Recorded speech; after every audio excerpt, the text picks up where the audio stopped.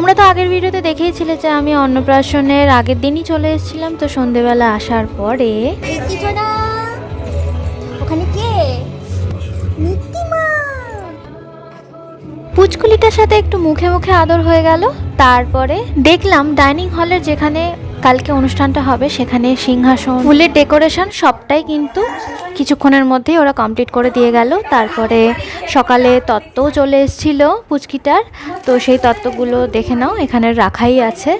আর এই মুকুটটা কিন্তু হাতে বানানো, ওর জন্য স্পেশাল। আর আমরা আগে থেকেই ঠিক করে রেখেছিলাম যে বাড়ির সবাই মিলে একটুখানি ঘরোয়াভাবে মেহেন্দি অনুষ্ঠান করব, মানে অল্প স্বল্প মেহেন্দি পরবো। তো মেহেন্দি পরার পরে খিদে পেয়ে গেছিলো, রাতও হয়ে গেছিলো, ডিনারটাও সেরে নিলাম। কিন্তু খুবই কষ্ট করে ডিনারটা সারতে হয়েছিল, কারণ সবার হাতেই মেহেন্দি ছিল। রাত 1টা 1:30 তখন ওদের অবস্থা দেখো। পরের দিনের ভিডিও তাড়াতাড়ি আসছে, চোখ রাখতে ভুলো না। টাটা।